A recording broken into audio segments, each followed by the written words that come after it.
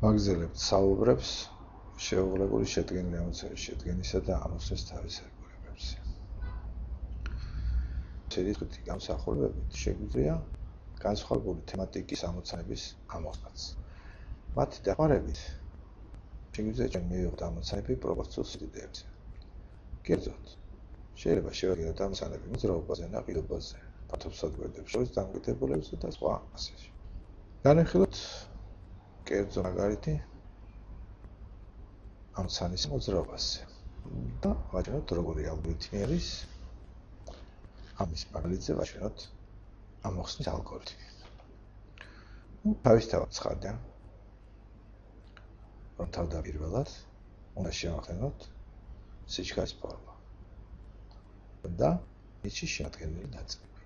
ანუ სწორება იმაზე, რომ სათანადო შეობით უნდა გავხსენოთ სიჩქარე. ეს ახლავთ მანძილის დროს შეფარდების დოლი, სიდიდეები.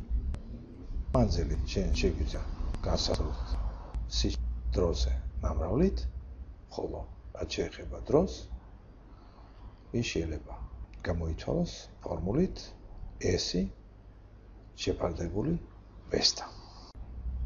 ძალიან კარგი შედეგს იძლევა თუ ჩვენ სათანადო ცხრილების დახმარებით განსაზღვროთ, როგორ ცვალებადობს თითეული S სიდიდე სხვა სიდიდეების ცვლილებასთან ერთად.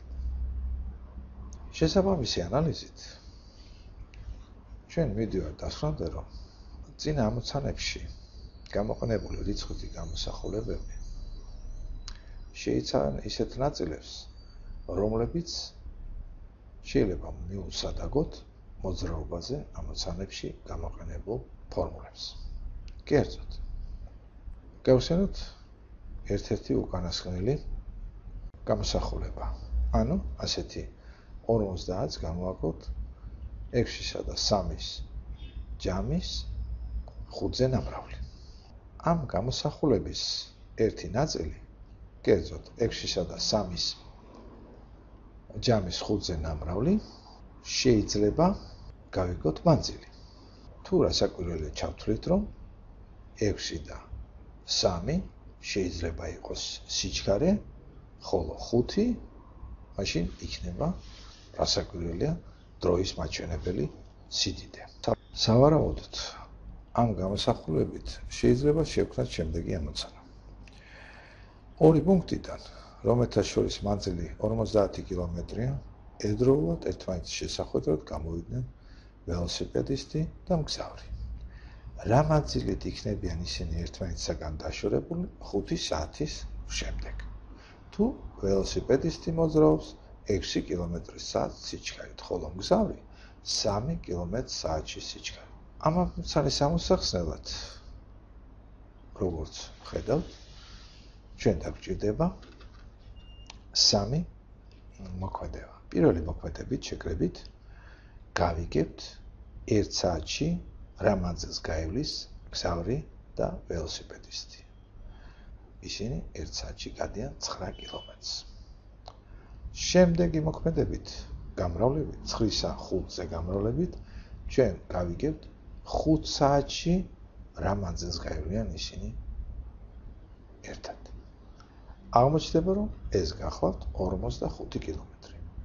ამის შემდეგ გამოკლებით 50-ისგან 45-ის გამოკლებით ჩვენ მივიღებთ მანძილს, რა მანძილითაც ისინი იქნებიან ერთმანეთისაგან დაშორებული. შეგვიძლია აგრეთვე მოსწორებით შევთავაზოთ ამოცანების შედგენა შემდეგი გამოსახულებებითაც. კერძოდ, ერთი გამოსახულება იყოს ასეთი: ASB-ზე განაყოფი გავამრავლოთ C-ზე. თავდაპირველად ვადგენთ მოქმედების ალგორითმს, რომელსაც შეიძლება ჰქონდეს შემდეგი სახე. თავდაპირველად თავისთავად ცხადია, უნდა წავიკითხოთ გამოსახულება. ანუ იჟღერს ასეთნაირად: ASB-ზე განაყოფის C-ზე ნამრავლი. შემდეგი პროცედურა ასეთია: უნდა დავადგინოთ, რომელია უკანასკნელი მოქმედება.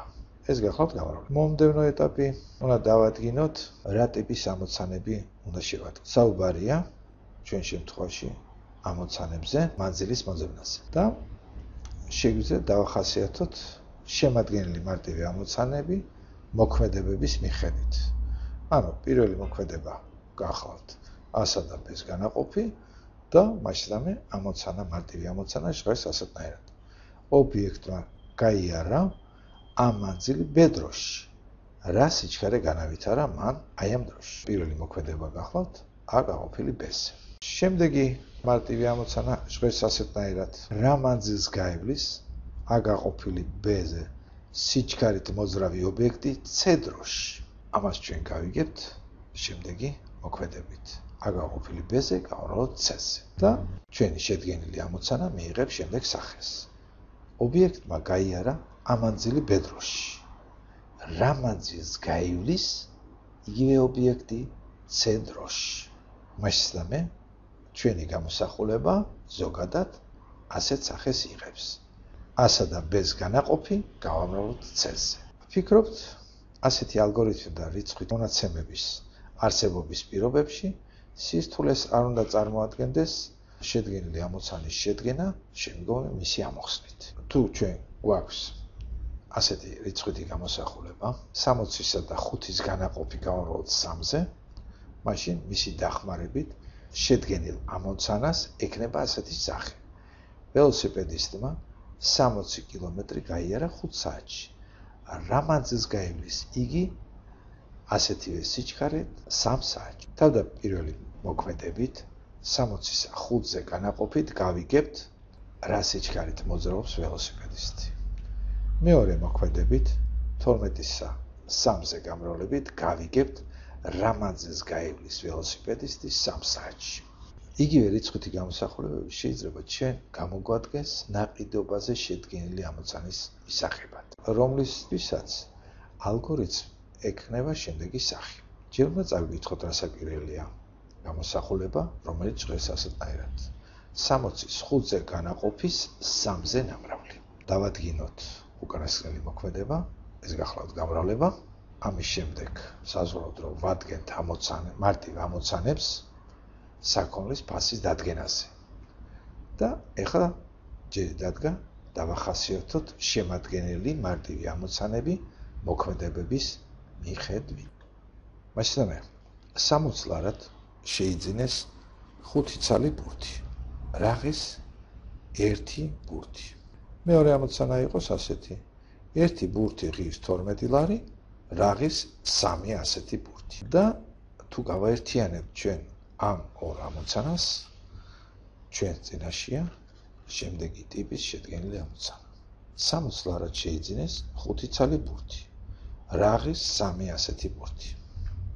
რიცხვითი გამოსახულების მცირედი ცვლილებით შეიძლება შევადგინოთ ამოცანა მართკუთხედის ფართობსა და მის გვერდებს შორის დამოკიდებულებაზე. თუ გამოსახულებას ექნება ასეთი სახე, 60-ის 5-ზე განაყოფის 60-ზე ნამრავლი, ამოხსნის ალგორითმი შეიძლება იყოს შემდეგი. ჯერ წავიკითხოთ რა საკვირველია გამოსახულება, რომელიც ჟღერს ასეთნაირად. 60-ის 5-ზე განაყოფის 60-ზე ნამრავლი. უკანასკნელ მოქმედებას დავადგენთ, ეს გახლავთ გამრავლება და ვადგენთ მაშინდამე მარტივ ამოცანებს მართკუთხედის ფართობის დადგენაზე. შემადგენელ მარტივ ამოცანებს მოქმედებების მიხედვით ექნება შემდეგი სახე.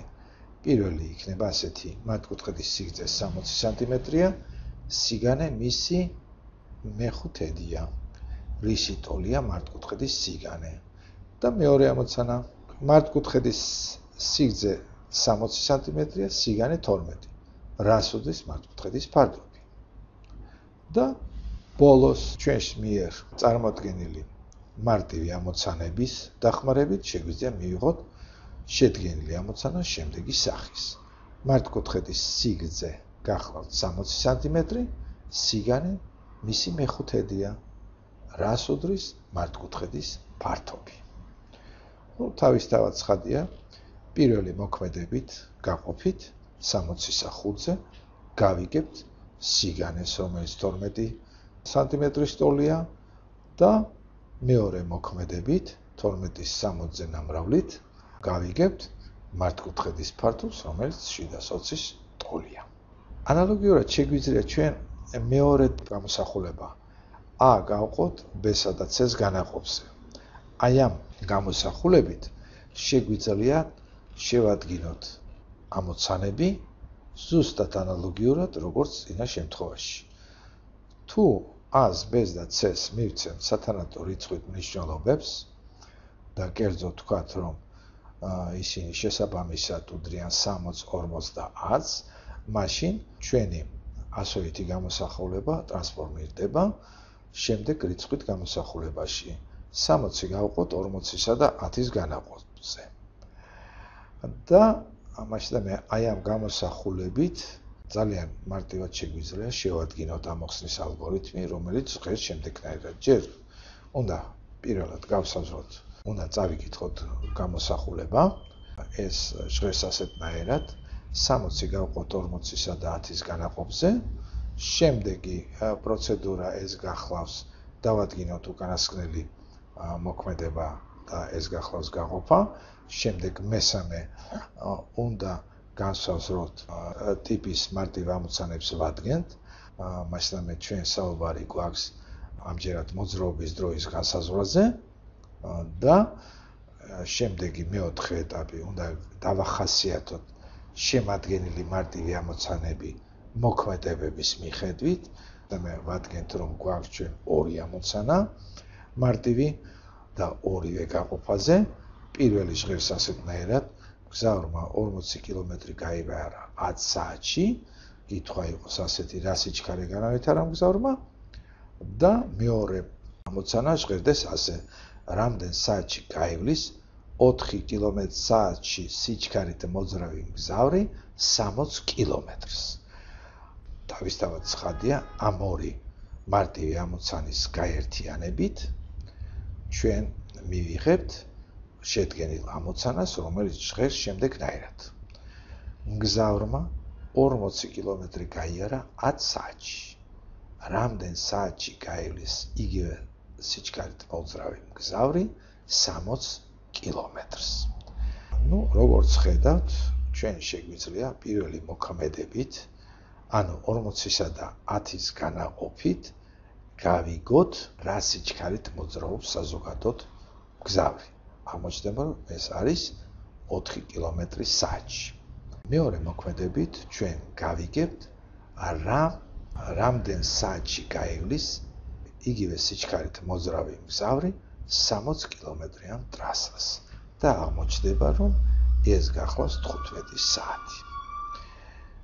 სუსტად ანალოგიურად შეგვიძლია ჩვენ ამოხსნათ ესეთი ტიპის ამოცანები და ესეთი ალგორითმით შევძლებთ ჩვენ სხვადასხვა ტიპის ამოცანების ამოხსნასაც. კარგად მზადდებოდეთ.